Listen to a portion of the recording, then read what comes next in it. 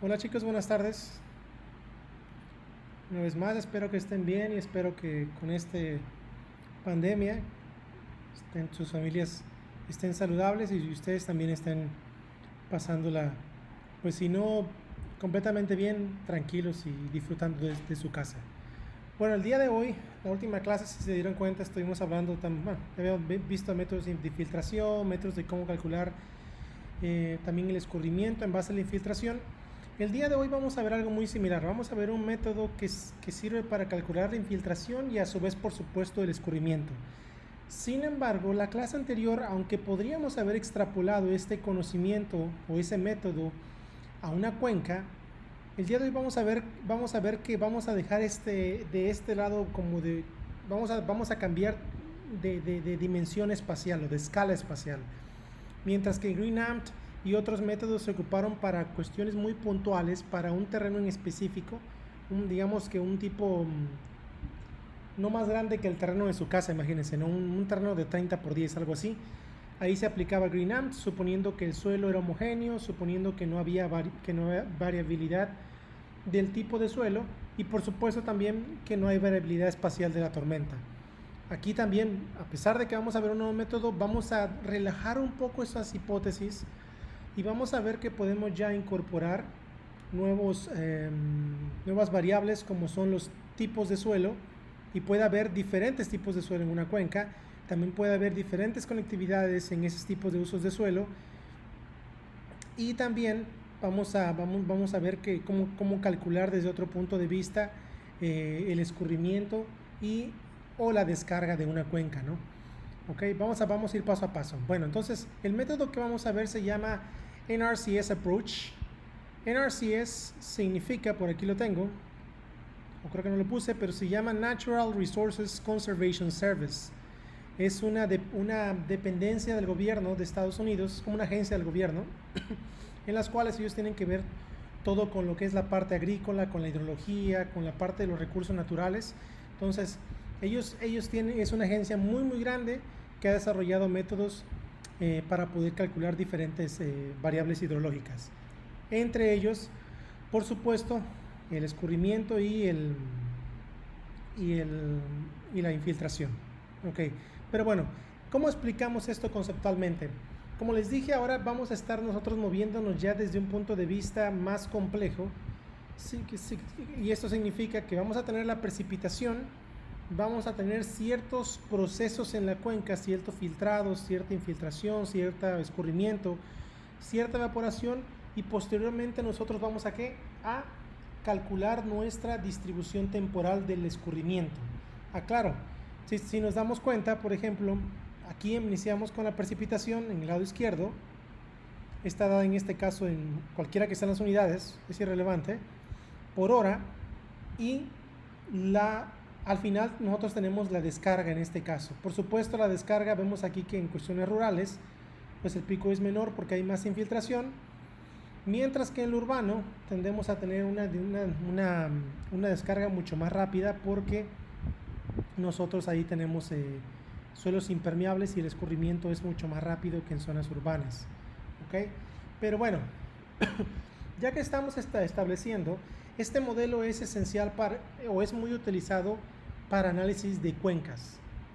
Eso es uno de los modelos más fáciles que pueden ustedes ver y es de hecho muy utilizado en modelos grandes, modelos como, bueno, no van a verlos en detalle en esta materia, pero modelos como SWOT, modelos como Web, modelos como y modelos de escala cuenca utilizan mucho este método, el método del número de curva le llaman de hecho ellos.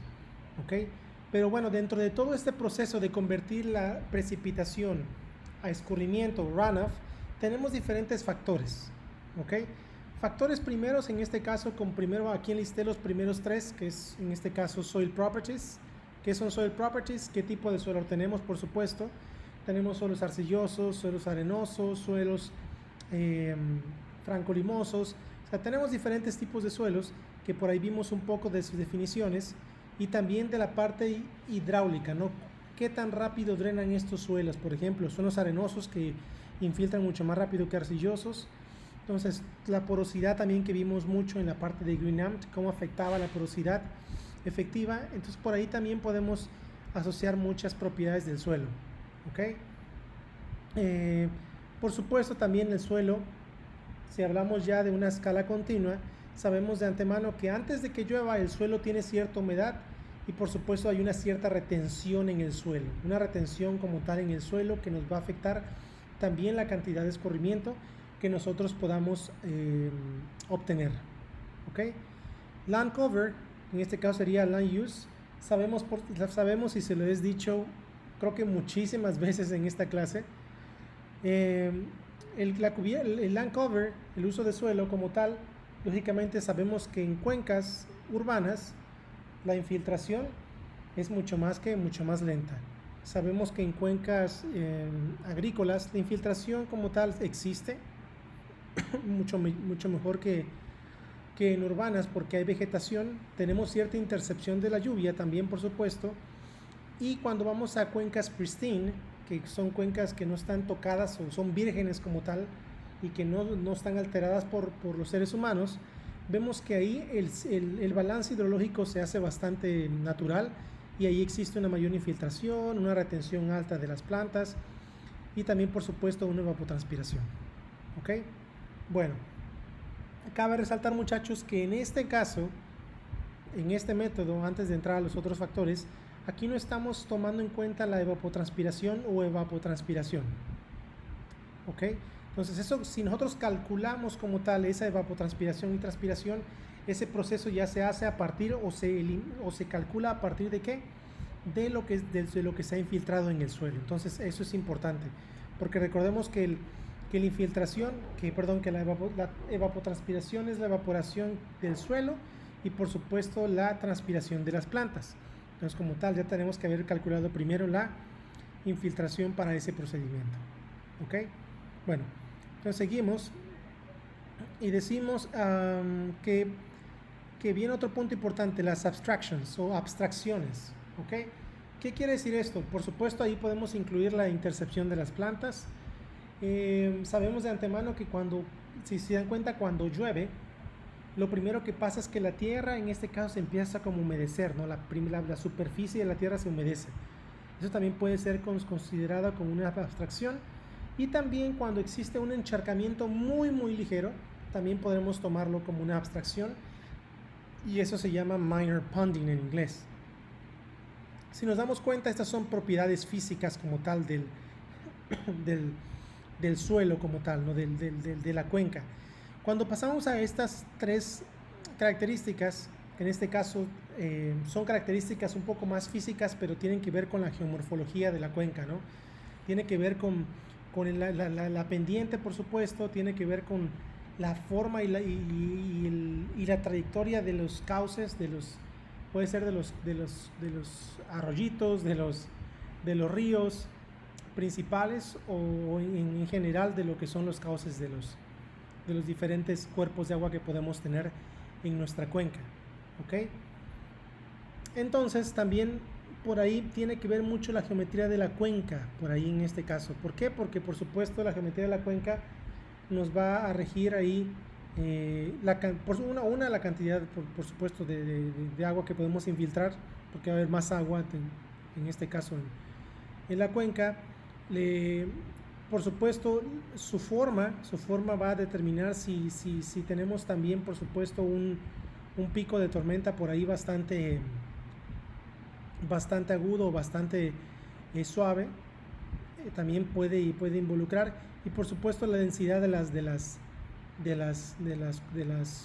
corrientes.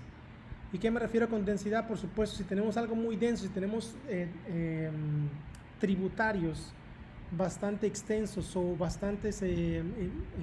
son bastantes en número como tal, entonces tenemos que el escurrimiento como tal va a ser menor sobre la superficie y va a llegar más rápido al cauce, y por supuesto una vez que llegue al cauce va a tardar menos tiempo en llegar a la salida de la cuenca. Entonces también tiene que ver mucho la parte de stream density. ¿Okay? Este como tal no lo hemos definido tanto porque son un poquito más de hidrología avanzada, pero por supuesto en el caso del tamaño de la cuenca ya hemos visto diferentes tamaños de cuenca y cómo a veces las podemos dividir dependiendo de su orden, y también en este caso pues sabemos que esto es muy variable y pues yo no creo que haya una cuenca de la misma forma en el mundo, ¿no? Dos iguales, dos gemelas, ¿no? Bueno, entonces estos son los factores que principalmente impactan en un modelo de cuenca, un modelo que lo que yo utilizo es tengo la precipitación o la lluvia y yo lo que calculo es el escurrimiento o el gasto a la salida de la cuenca. Entonces como tal vemos aquí que estas son las variables que pueden influir en la respuesta de nuestra cuenca. Ok. Bueno, ¿qué incluye en este caso el NRCS Approach? Vamos a llamarle de ahora en adelante número de curva o curve number. Entonces esos son intercambiables, son tres nombres que podemos adoptar. Primero tenemos que definir las características del suelo y del uso de suelo. ¿A qué me refiero? Tenemos que identificar si por ejemplo el suelo es arenoso, como les dije, limoso o arcilloso. Eso es lo primero que tenemos que identificar y van a ser catalogados en un grupo hidrológico. Después de ahí vamos a nosotros a caracterizar el uso de suelo. ¿A qué me refiero? Pues tenemos usos de suelo urbano, tenemos usos de suelo agrícola, tenemos usos de suelo que les gusta, pues podemos involucrar hasta parques, que les gusta, pavimentos, diferentes divisiones que van a tener un comportamiento hidrológico diferente. Por ejemplo, puedo tener un parque y puedo decir, ¿sabes qué? Tengo un parque que tiene una cobertura de pasto bastante buena, una que es regular y otra que es no tan buena, ¿no? Entonces podemos ahí también, por supuesto, estimar, ¿ok? Ese tipo, caracterizarle el landscape o el uso de suelo. Segundo, tenemos que, por supuesto, estimar la distribución de las abstracciones, como les dije. ¿A qué me refiero con abstracciones? Por acá atrás lo vimos. Vimos que en este caso pueden ser intercepción, minor ponding o surface wetting. ¿Ok? De ahí podemos también caracterizar la retención. Como tal, si recuerdan, yo les dije que el suelo como tal tiene una humedad, tiene cierta retención al inicio de nuestra precipitación. ¿Ok? Por supuesto, también vamos a caracterizar el runoff. ¿Qué me refiero con runoff? Recordemos que esto es escurrimiento. Sin embargo, el escurrimiento lo podríamos catalogar como de dos formas. Uno, en este caso, es ese escurrimiento o el potencial o la fracción de lluvia, del volumen de lluvia que puede ser escurrido. En este caso es runoff. ¿Ok? Y el otro se puede caracterizar como gasto. El gasto como tal está dado al final de la cuenca y el gasto siempre o comúnmente está dado en unidades de volumen por tiempo o en este caso metros cúbicos por segundo. Esto como tal no es runoff. El runoff se da como bueno, en este caso le decimos como un depth, overall depth, y significa en este caso el depth que podemos nosotros tener como una lámina de agua que va a escurrir en toda la cuenca. Si imaginamos esta parte, imaginemos que aquí se encharcó y por supuesto tiene una cierto tirante, cierto espesor, cierta lámina de agua. Ese potencial como tal es lo que tenemos nosotros o que vamos a poder considerar como escurrimiento. Por lo tanto, no va a estar dado en unidades de tiempo, sino que va a estar dado en unidades de ¿qué? Solamente de longitud en este caso, porque lo vamos a dividir entre el área de la cuenca. ¿Ok? Entonces va a estar dado en milímetros o en pulgadas o en centímetros o en metros. ¿Ok? Es importante reconocer esto, ¿por qué? Porque aquí es como si tuviéramos ese potencial encima del terreno únicamente. Cuando empieza el escurrimiento, cuando se empieza a mover ese escurrimiento o ese potencial de escurrimiento, nosotros tenemos que utilizar otro tipo de herramientas. Ese otro tipo de herramientas lo conocemos en hidrología. Es muy común utilizar lo que se llama hidrogramas unitarios o unit hydrographs. ¿Ok? Entonces podemos nosotros utilizar un unit hydrograph y lo que hacemos es a través de, más adelante lo veremos, a través de una convolución numérica, una convolución matemática con el runoff, lo que tengo aquí, ya lo que hago es, por supuesto, ahora sí, puedo obtener mi hidrograma en metros cúbicos sobre segundos. ¿Ok? Recordemos que esto únicamente nos va a ayudar, el hidrograma unitario, para obtener el escurrimiento que sobre la superficie. No estamos considerando que por debajo del suelo, por supuesto, ya hay una infiltración o una retención y que también se está moviendo en ciertas unidades de tiempo, ¿ok? Pero bueno, esto solamente es debido al escurrimiento. Por eso es que el tercer paso y último, que no lo vamos a ver en este approach, en este método, pero lo vamos a ver más adelante para que tengamos la idea de cómo ocuparlo, ¿ok?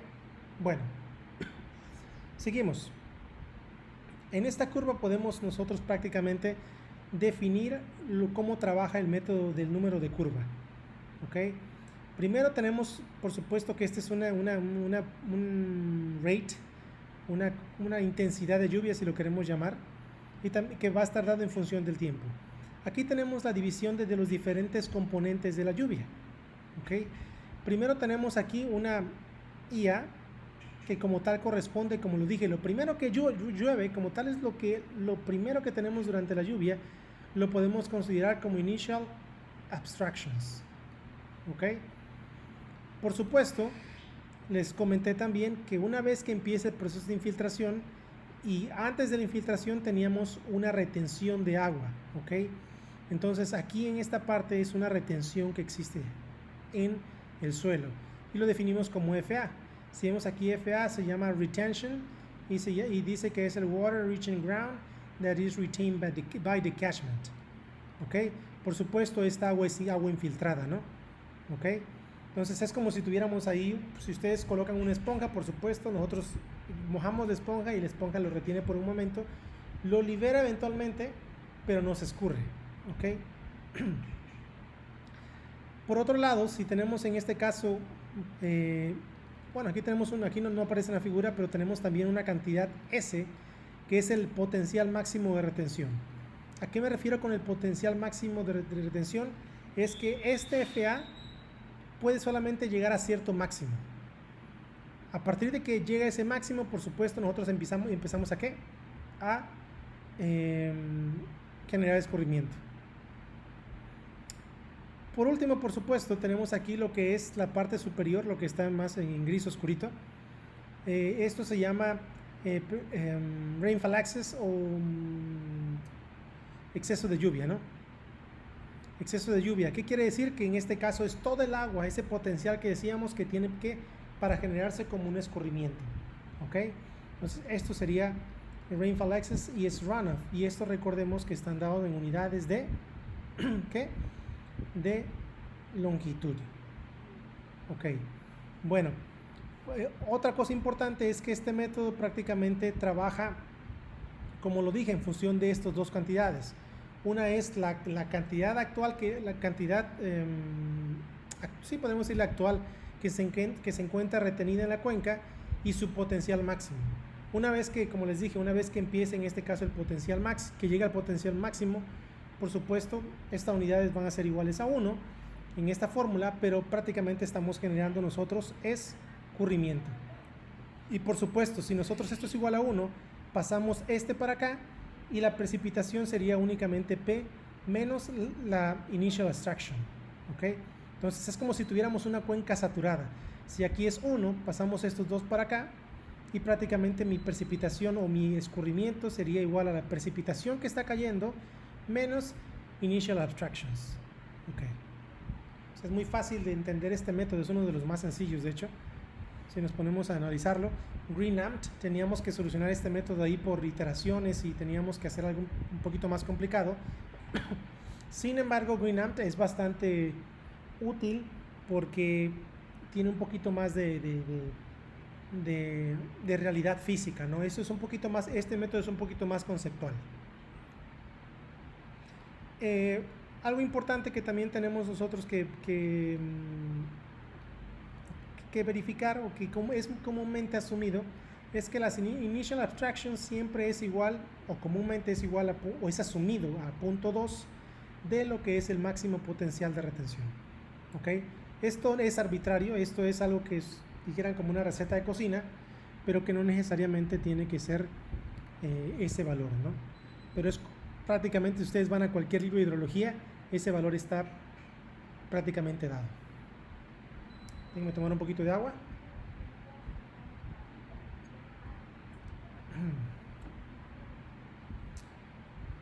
Por último, en esta diapositiva podemos también observar que dice que durante la precipitación o durante la lluvia, la porción de que disponible de almacenaje S va a ser qué cosa llenada a través de qué, de la precipitación disponible P menos IA. ¿Ok? Prácticamente lo que hacemos es como si tuviéramos un vaso medio lleno, y lo que hacemos es que con la lluvia se llena, alcanzamos el máximo potencial de almacenamiento, y de ahí lo que hace es que aparece el restante, o todo lo que se riega por debajo del agua, por arriba del agua, la boca del vaso, pues sería prácticamente escurrimiento. ¿Ok? Bien, vamos un poquito a lo que son las ecuaciones para este método. ¿Ok? Entonces, bueno, tenemos la lógica de este método es, primero tenemos que calcular el soil storage, o el almacenamiento del suelo. Para eso calculamos S, y aquí necesitamos esta parte que es lo que nos lleva al método, ¿no? Curve number. Curve number lo vamos a ver cómo calcularlo más adelante, pero es lo que necesitamos para calcular el storage. Siguiente, por supuesto, tenemos que hacer analizar dos condiciones. ¿Ok?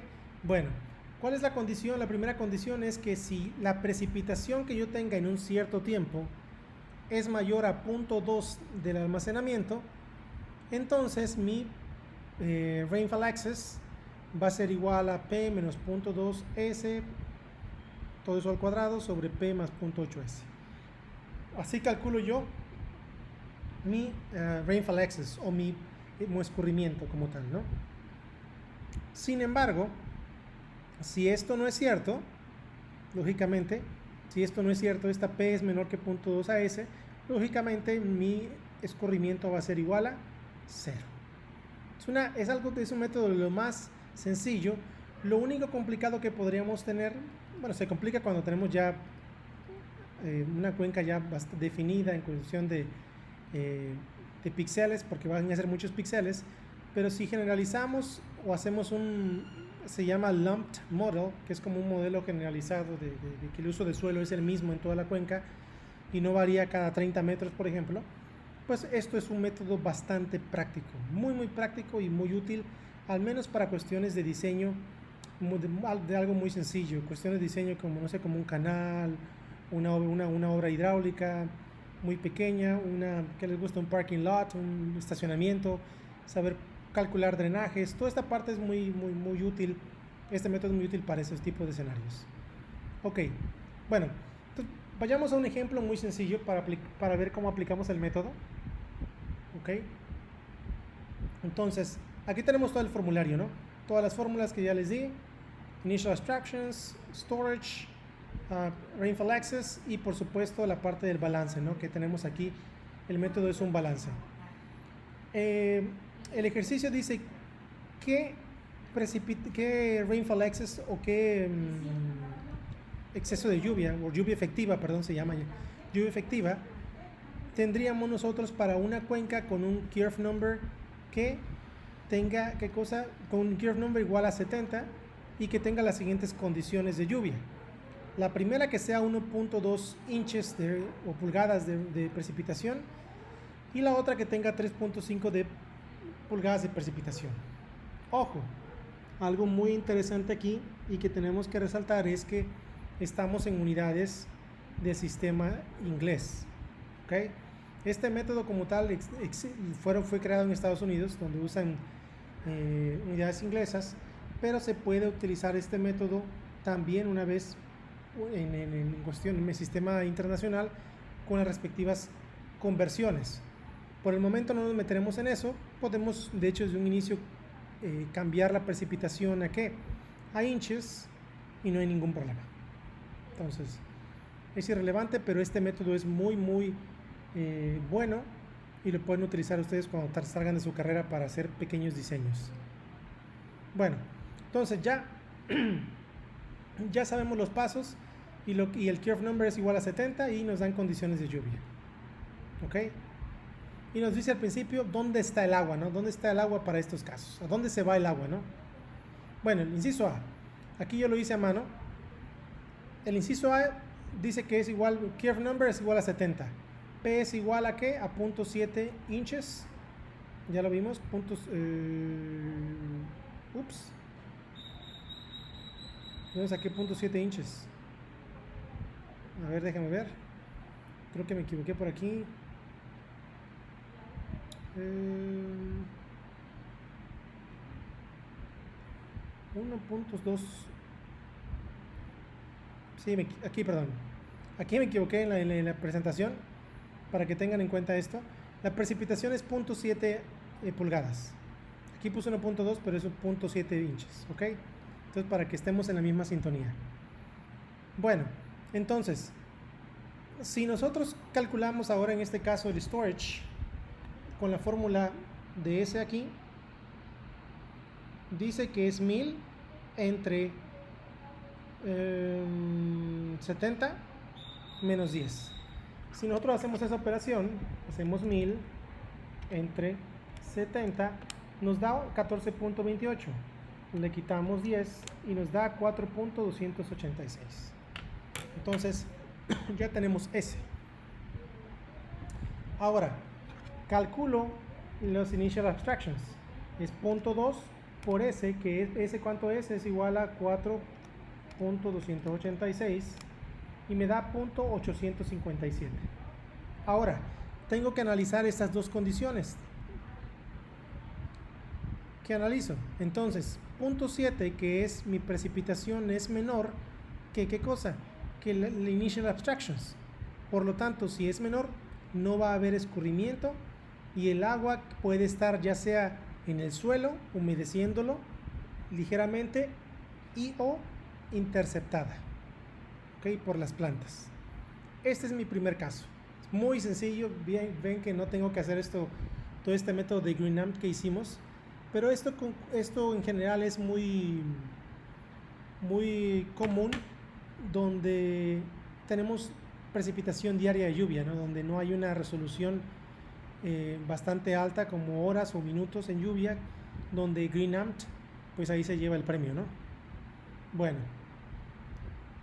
entonces, y el inciso B dice que tenemos una precipitación de 3.5 inches y tenemos que ya calculamos el storage. Si se dieron cuenta, el storage, como ya es el mismo caso, pues va a ser igual que este, va a ser igual a 4.286 inches y también las initial abstractions van a ser igual a 0.857. Por lo tanto, podemos otra vez calcular esto, ¿no? Decimos que 3.5 sí es mayor en este caso que 0.857. Por lo tanto, sí va a existir o sí habrá runoff o escurrimiento. Para calcular en este caso el rainfall excess o el potencial de escurrimiento, lo único que hacemos es que va a ser P menos 0.2S al cuadrado sobre P más 0.8S. Sustituyo 3.5 que es igual a P menos 0.2 por lo que es en este caso el storage. Si se dan cuenta, estos son los initial abstractions en realidad. Dividido, bueno, esto al cuadrado, dividido entre 3.5 más 0.8 el storage, que es 4.286. Bueno, ahí por supuesto ya lo que hago es calculo, hago pues mis operaciones, elevado al cuadrado y al final me queda que mi escurrimiento como tal va a ser igual a ¿qué? Igual a 1 pulgada. ¿Ok? Entonces eso es importante, 1 pulgada. Ahora ya que tengo en este caso, ya que tengo mi escurrimiento, el rainfall excess, yo lo que puedo calcular solamente para verificar que todo quedó bien calculado, que todo está en orden, lógicamente puedo calcular, usando esa expresión, puedo calcular la retención. Ya tengo que mi rainfall excess es 1.002. Tengo también mi storage que pasa multiplicando igual a 4.286. Tengo mi precipitación que es 3.5 menos las initial abstractions que son 0.857. Aquí está, ¿no? Si se dan cuenta. Ya generando esto, podemos decir que tenemos 1.624 inches o pulgadas retenidas. Ahora, ¿dónde está el agua? Vamos a analizarlo. Si nos damos cuenta, 1.624 está retenido. 1.002 va a ser un potencial de escurrimiento. Y por supuesto las abstractions es 0.857. Si yo sumo estas cantidades, aproximadamente me da 3.5, que es igual a ¿qué? A mi precipitación. De lo retenido, por supuesto, es ahí donde más adelante vamos a ver cómo que tenemos nosotros la oportunidad de calcular la evapotranspiración y la evapotranspiración. ¿Ok? Bueno, entonces, ahí está. El método es muy sencillo, muy sencillo. Entonces seguimos analizando. Si nosotros quisiéramos utilizar este modelo como un proceso continuo, si tuviéramos una serie de tiempo, pues esto ligeramente puede ser prácticamente, ¿cómo se podría decir? Generalizado. Lo único que nosotros tendríamos, el storage va a ser constante, porque es un potencial como tal. La precipitación, lógicamente, va a variar. Vamos a tener las mismas initial abstractions, pero también lo que nos va a variar en este caso va a ser la retención. O sea, siempre va a haber una variación entre lo retenido y lo que vamos nosotros a tener como un potencial de escurrimiento, que va a ser igual a PT en este caso. Es muy sencillo, muy sencillo este método. La verdad que es prácticamente como si tuviéramos esta precipitación, la tuviéramos seguidas, ¿no? Primero tenemos 1.2 y de ahí tenemos 3.5. Podemos ya directamente aplicar esta fórmula para un proceso continuo. ¿Ok? Pero bueno, esto vamos a verlos más adelante. Y es algo muy sencillo de aplicar. Ahora, vimos de antemano que el CN o el Kerf number, pues sacamos 70 ahí de la manga, podríamos decir, ¿no? Pero vamos a ver que esto no es nada más de la manga, sino que podemos estimarlo o en este caso calcularlo a través de unas tablas que están en función del uso de suelo y también de una clasificación de suelos. O sea, es uso de suelo y tipo de suelo. Por ejemplo, tenemos nosotros diferentes grupos de la A a la D, y por ejemplo podemos estimar que el grupo A son arenas. El grupo B podemos decir que son suelos, tienden a ser un poco también arenosos, pero son suelos un poco más francos.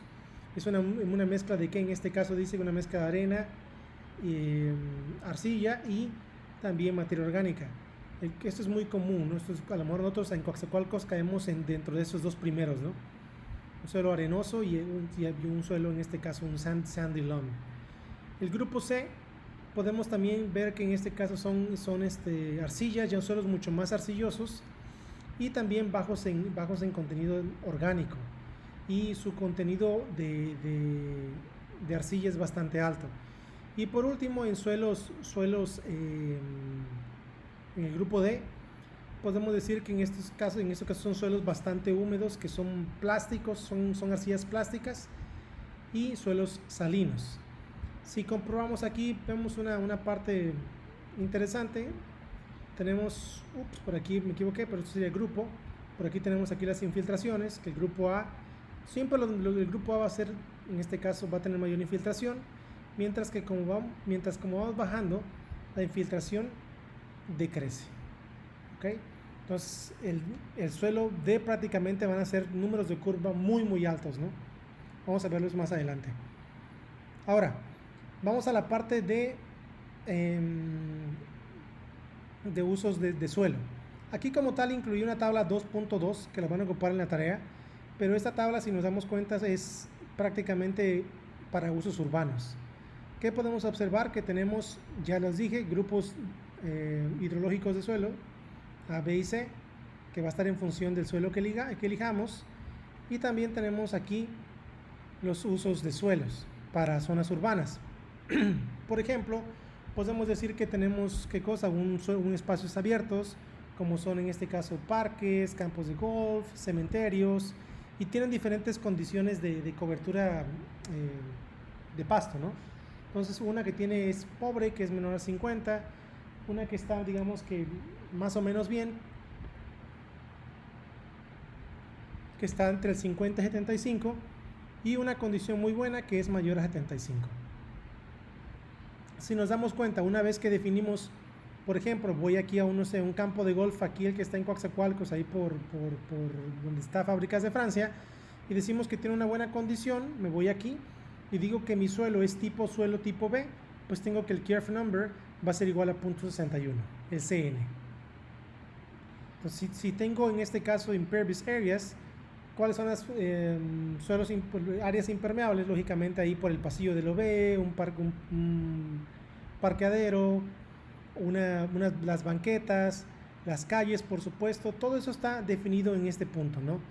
Calles y carreteras, por ejemplo, tenemos pavimentados que tienen en este caso, ¿cómo se llama? Storm sewers, que tienen drenajes, pavimentados también, pero que tienen open ditches aquí, que son los famosos canaletas, ¿no? Que siempre vemos aquí en nuestra ciudad. Gravel, que prácticamente son vías, pero que están hechas a base de grava o como terracería, y por supuesto, pues poco, digamos, ahí revuelto de diferentes materiales, ¿no? Vemos aquí que mientras más pavimentado esté, lógicamente el curve number es bastante alto, mientras que ya cuando vamos en dirt, el curve number decrece, ¿no? O disminuye. Por aquí en este caso pues no aplica mucho a nosotros, pero pues con cuestiones desérticas, pues tenemos aquí en zonas desérticas que son relativamente, pues si nos vamos allá a Querétaro o una zona más arriba en Torreón donde está todo seco, pues vamos a ver que son zonas desérticas, ¿no? Y pueden ahí variar también en su curve number. Esto es importante. Aquí también en Coatzacoalcos tenemos muchas zonas comerciales y de negocios. Aquí estamos. Y también cuestiones industriales, ¿no? Aquí están en industriales. Residenciales, donde vive cada uno de ustedes, por supuesto. Tenemos aquí, que es lo común, en este caso, residenciales que están 1/8 de acre, 1/4 de acre, 1/3 de acre. Para aquellos que no saben qué es un acre o un acre, si nos vamos aquí, vamos a convertirlo en hectáreas, que es prácticamente mucho más sencillo. 1 acre, 2 hectares. Aquí está, miren, si se dan cuenta, un acre es 0.4 hectáreas, entonces es muy sencillo de convertir para que más o menos se den la idea. Si lo vamos a metros cuadrados, lógicamente pues van a ser 4.000 metros cuadrados, entonces es ya asimilar 4.000 metros cuadrados no es tan fácil, pero pues aquí te está dando diferentes zonas residenciales, ¿no? Recuerden que no quiere decir que es un terreno de un acre, sino que prácticamente son diferentes áreas residenciales con estas dimensiones. Bueno, entonces estos son para zonas urbanas. Por aquí tenemos zonas agrícolas también para los que quieren explorar. Recuerden, lo que necesitamos es la caracterización de nuestro uso de suelo y también nuestro grupo hidrológico. Aquí está. Otra parte de agricultural lands, pastures, meadows, brush, woods and grass combination. Hay bastantillos, ¿no? Vamos a centrarnos en la tarea, recuerden, en esta tabla, para que no nos compliquemos, ya que estamos en una zona urbana, ¿no? Entonces lo hacemos. Ahora, también, como les dije, también existe otro punto importante. Existe una parte donde nosotros tenemos que considerar algo que llamamos antecedent moisture classes. ¿A qué me refiero? Por ejemplo, si nosotros comúnmente que estamos en el grupo 2, si analizamos los 5 días anteriores al evento de lluvia, podemos decir, pues tenemos que hacer una pequeña transformación del curve number. ¿A qué me refiero? Por ejemplo, si estoy aquí en el punto 5.1.1, ¿no? Que estamos aquí, digamos, en precipitación. De repente digo, ¿sabes qué? Antes de mis 5 días anteriores a la lluvia, pues tengo menos de 0.5 inches o pulgadas, pues tendré que hacer una transformación. Tendré que hacer una transformación al curve number Antecedent Moisture Class 1. Si como tal vi que antes de los 5 días anteriores llovió más de 1.1 pulgadas, lógicamente pues tengo que transformar al grupo 3. Si se dan cuenta, en uno lo que hago es uno disminuye y el otro aumenta. Entonces por ahí es donde ustedes tienen que considerar estas clases o antecedent moisture classes. Estas clases se dividen en dos puntos importantes. Aquí es como un poquito más de agricultura, ¿no? Pero se llama dormant season y growing season. Dormant season quiere decir donde prácticamente la vegetación no está creciendo, ¿no? Digamos que si estamos en invierno está seca, ¿no? Y en el growing season sería prácticamente cuando la precipitación, ¿qué cosa? Cuando las plantas están creciendo, ¿ok? Entonces también tenemos que identificar esto y modificarlos. Un ejemplo muy sencillo, por ejemplo, es decir, bueno, tengo yo una zona residencial de un cuarto de acre y está en la clase B de clasificación hidrológica de suelos tipo B. Y tengo un curve number de 75 en este caso, que estoy ubicado comúnmente en el grupo 2 AMC, ¿no? Bueno, mi pregunta sería, ¿cuál sería el curve number si no ha habido lluvia en los 5 días anteriores? Lógicamente, si no ha habido lluvia, pues es menor que 0.5. Entonces me voy aquí, transformo y aplico la fórmula que tengo aquí. 4.275, que es mi curve number original, dividido entre 10 menos 0.058 por 75. Y esto me da igual a 56. Vemos aquí de antemano que pues, lógicamente voy a tener menos probabilidad de escurrimiento. Pero ahora, ¿qué pasaría si el mismo curve number, pero ahora en julio, ha habido qué cosa? Bastante lluvia, de hecho 3 pulgadas de lluvia en los 5 días pasados. Entonces yo lo que tengo que hacer es transformarlo al tercero. Entonces digo, bueno, hay bastante agua, bastante saturación, bastante retención, lo transformo y me da 87, utilizando por supuesto esta fórmula. Me da 87 y ya lo que hago es prácticamente calcular el curve number. Muy sencillo transformarlo, solamente tenemos que estar conscientes de qué cosa, de mi antecedent rainfall, ¿ok? Para poderlo transformar. Seguimos. Comúnmente, ahorita estamos asumiendo que siempre hay un uso de suelo, ¿no? Siempre hay un uso de suelo, que no hay usos de suelos diferentes, pero en una cuenca, lógicamente, no siempre vamos a tener el mismo uso de suelo, vamos a tener diferentes usos de suelo. Podemos tener suelos, ya sea, digamos, en este caso, zonas comerciales, zonas residenciales, zonas de parques, zonas de, ¿qué les gusta? Cementerios, por supuesto.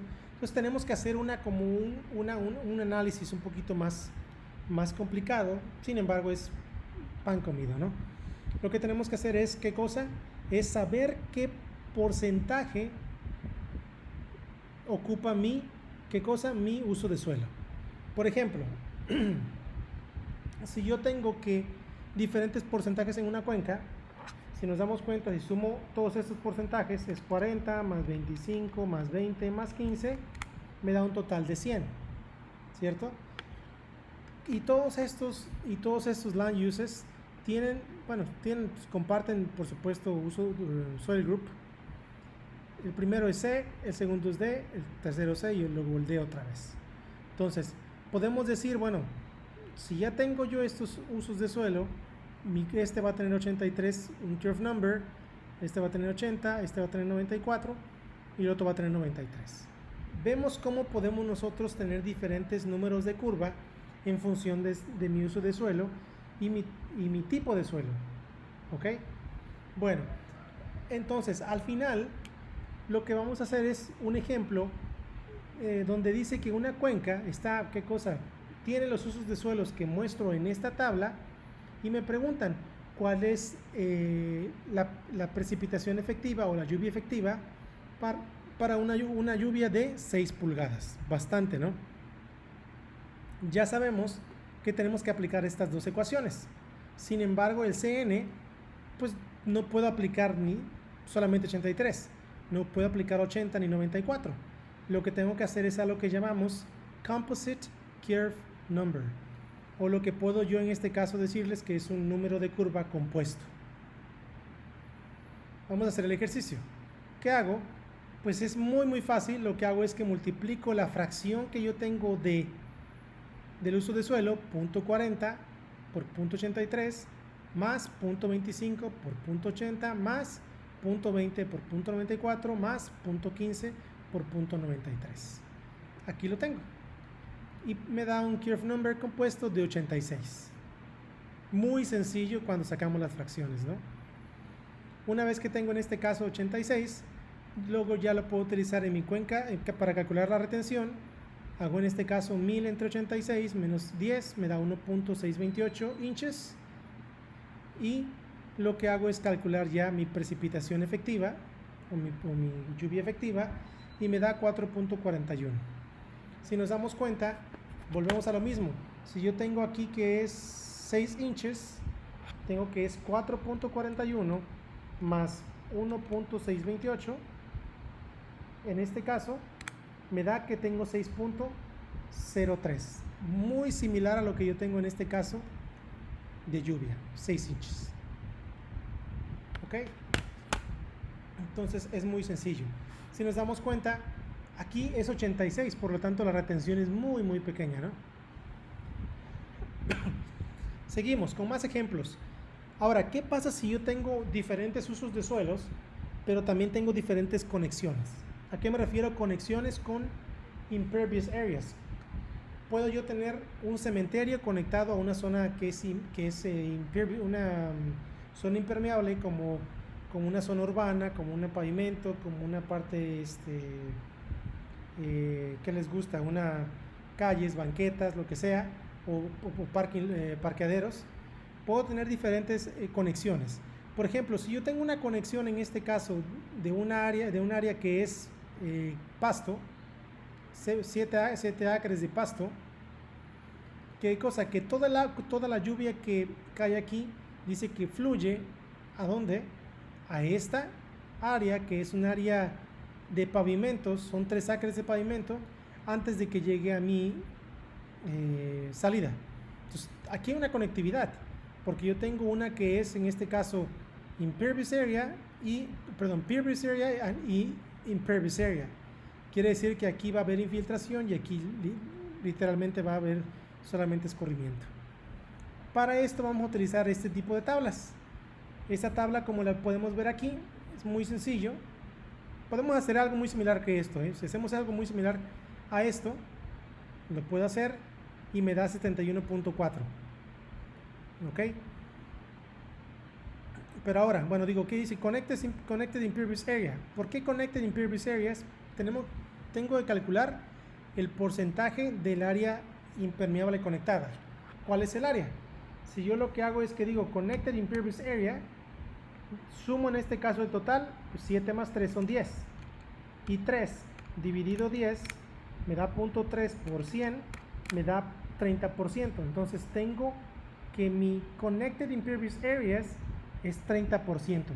Entonces subo aquí al 30%, y si de antemano sé que aquí en el ejemplo me dicen que el grass tiene un curve number de 70, yo lo que hago es que digo, ¿sabes qué? Tengo un 30, subo a la línea que es equivalente a 60 y la desplazo a la izquierda y me da un curve number compuesto de aproximadamente 72. Si nos damos cuenta aquí, la parte permeable drena a la impermeable. Entonces, por eso es que tenemos un Connected Impervious Area. ¿Ok? Entonces, es interesante ver esto. Vamos a ver un ejemplo en donde invertimos los casos. Ahora, ¿qué pasa? Si yo tengo aquí, en este caso, ahora, Impervious Area conecta a la zona permeable, o en este caso un pavimento conecta a la zona de un parque donde hay pasto. Aquí ya se considera como un connected porque no está conectada, sino en este caso mi zona impermeable vierte a la permeable. ¿ok? Entonces por aquí tenemos que hacer algo un poquito diferente, pero que también se puede aplicar esta tabla. Esta es la practicidad de este método, ¿no? Que podemos aplicar tablas. Bueno, lo mismo. ¿Qué porcentaje? En este caso vamos a buscar el Total Impervious Area. ¿Cuál es el porcentaje de Impervious Area? 30%. 3 entre 10 da 30. Y ahora te dice, bueno, pero ¿cuál es? Dice un Connected Impervious con Total Impervious. Entonces, si tenemos que es Total Impervious 30 entre un Connected Impervious 30 o 0.3 entre 0.3, pues lógicamente va a dar igual a 1. Subo en 30, conecto con la curva igual a 1, con la recta igual a 1, y de aquí me voy otra vez a la izquierda y conecto con la línea que es el curve number de 60 que corresponde al pasto. Bajo una vez más y ya tengo que mi curve number aproximadamente está en 65.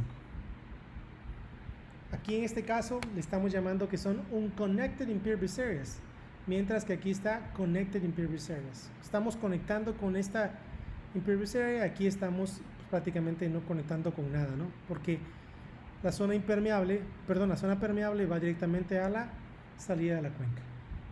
Ahora, otro caso particular.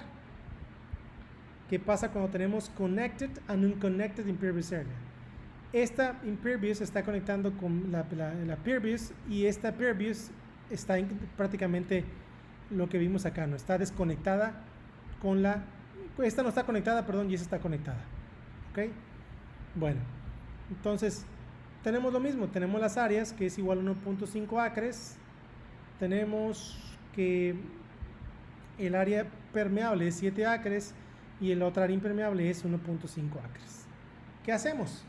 Ahora tenemos que explorar un poquito más. Ahora tenemos que el Total Impervious Area 1.5 más 1.5 es igual a 3 entre 10, que es la suma de todos, también me da 30%. Me ubico aquí en el 30%. ¿Ok? Posteriormente tengo que encontrar esta relación, un Connected Impervious Area con Total Impervious Areas. ¿Cuál es prácticamente mi Unconnected? Si aquí vimos que Unconnected es esta área, pues mi Unconnected sería esta área, que sería igual a 1.5 acres también. Y ahora 1.5 va arriba entre el total de Impervious Area, que sería 1.5 más 1.5, lógicamente sería 1.5 entre 3. Y esto sería igual a 0.5.